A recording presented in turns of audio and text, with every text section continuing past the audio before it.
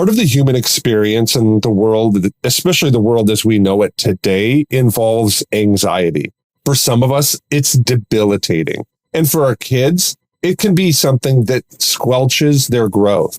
So how do we help with these moments when we experience kind of the world around us maybe caving in a little bit? How do we help our kids in those moments? Traditionally, there's been a type of behavior therapy that we kind of work with and help kids mature through. But a new group is offering something that actually might be a little bit less invasive and something that we can do at our homes today. So in this segment of the Celebrate Kids podcast, this daily segment, Facing the Dark, Dr. Kathy is going to dive into how we can help our kids, maybe as they're facing anxiety today, or as they're going to face anxiety in the future. This method might be preventative medicine for us. Let's turn now to Dr. Kathy Koch. Don't be afraid of the dark. Be careful with stars. Not every light is gonna guide you, baby. Not every light is gonna guide you. So, Dr. Kathy, many children who are battling anxiety go through a traditional kind of psychotherapy process called cognitive behavioral therapy. But there's a new form of therapy for anxiety that's centered on childhood independence.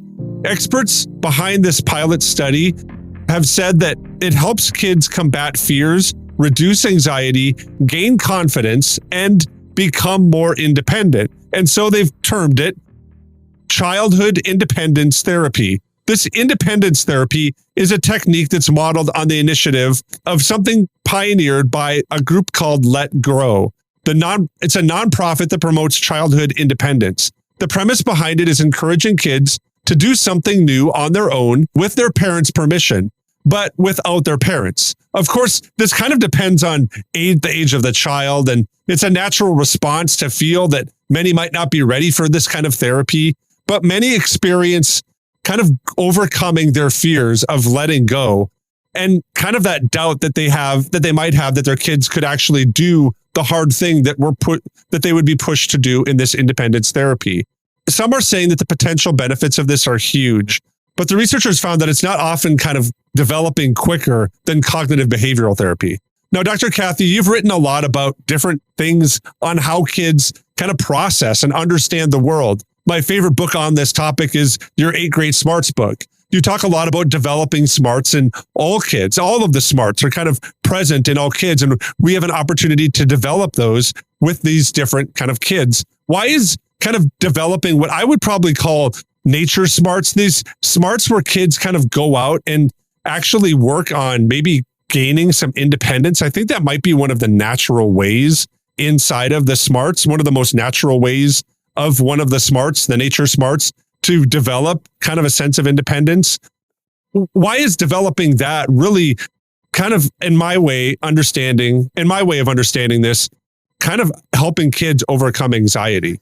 Your conclusion is really interesting, because I would agree with you that if we want children to learn to be independent, confident, and growing in skills that parents are supportive of, but parents aren't observing and there to rescue the kids, that you're right, get outside, right? Where we climb the tree and we dig in the dirt and we try to, jump over a creek, or, build a pyramid of people in the park. And, those kinds of things are what I think of.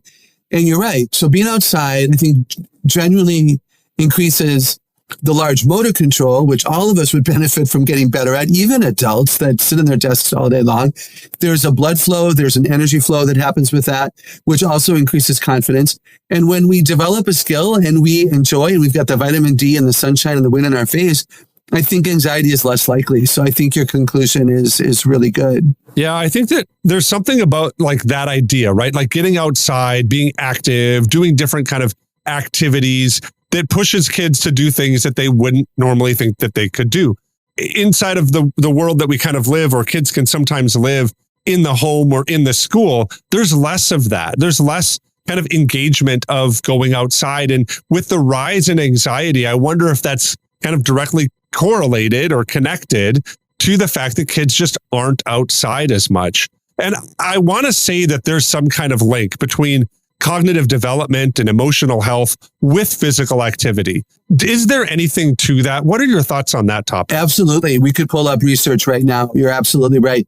So body smart children think by movement and touch and tend to be more physically active, but it's also things like handwriting and even pouring a glass of milk and not spilling it. That's a body smart skill. It's not just large motor.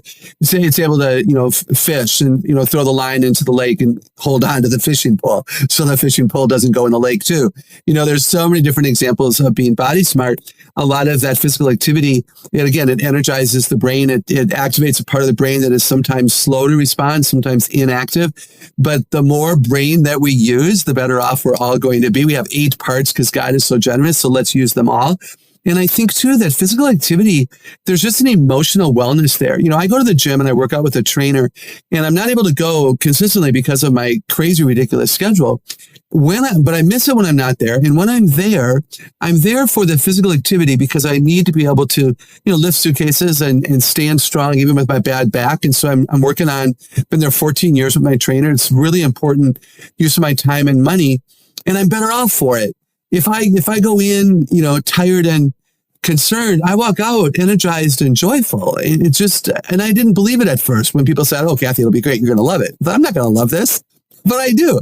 And so there's this emotional benefit that we need to talk more about. Yeah, I think that's really important. We do need to talk about it more. I've heard many times different parents and even like some school people that I know, the people that work in schools that do guidance counseling that kind of talk about preparing our kids for I don't know if it would be the 22nd century now or the 21st century, right? I don't understand how that math works, right?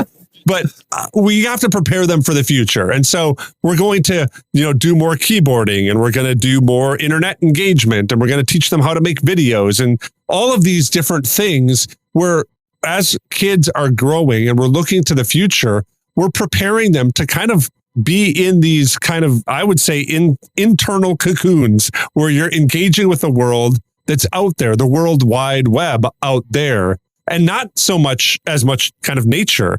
I want to kind of push on that and have you talk a little bit about that. How can we as parents and people who care for kids really kind of simply model what it looks like to engage nature? Because it does have so much impact on how kids develop, understand their place in the world, gain spatial awareness to know that, because this thing happened today, it doesn't necessarily determine all of the things in my future. If I mess up on this math test, I think sometimes if we live in this internal internet world, we think, man, that math test is going to be always in front of me. I'm going to see that math score always in front of me.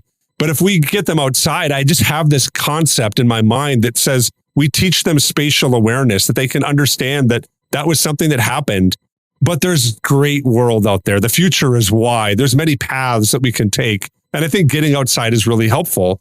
But I think that kind of comes from parents modeling it. And right now, I think many times is when we come home from our, days at work, we go right inside and we go right to the computer, the TV or the what have you. And that's our world that we kind of live in. I think we need to model this better as adults.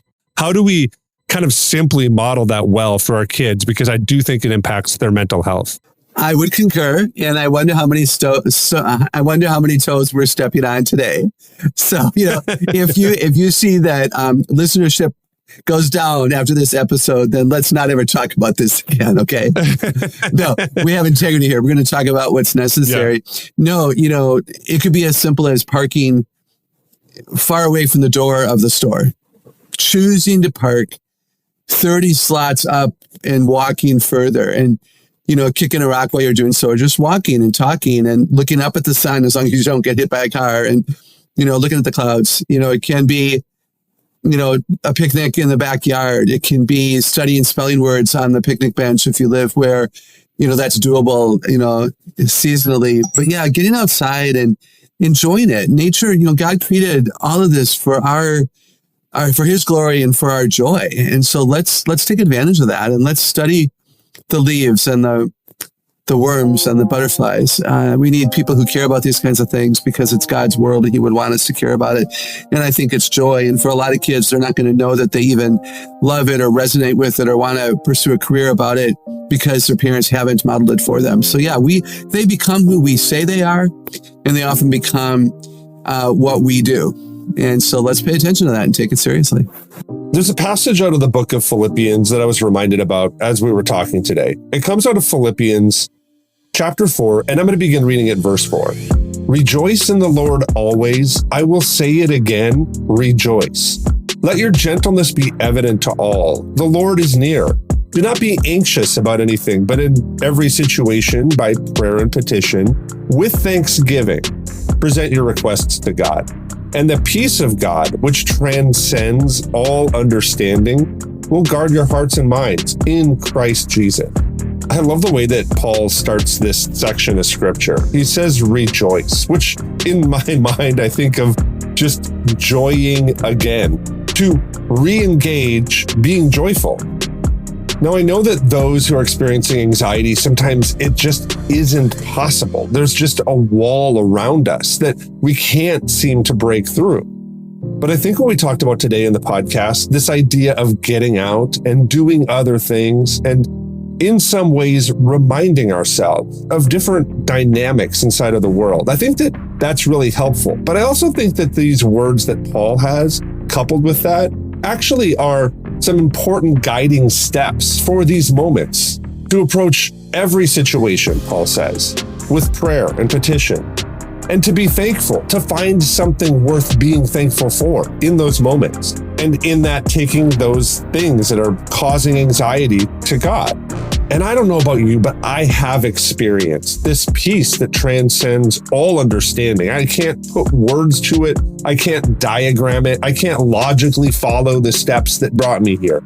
But I just know that putting these things into practice does guard my heart against evil things. It guards my mind against evil thoughts. And I think as we work with our kids in these moments to do that, and maybe even model that for them, I think that's giving them tools that are going to equip them to face really dark moments in their lives with joy. And as Paul says, with rejoicing, with joying again in those challenging times. I hope that this podcast has been an encouragement for you today. On behalf of Dr. Kathy Koch, my name is Wayne Stender, and I'm so thankful that you listened with us today, and I'm looking forward to seeing you here again tomorrow.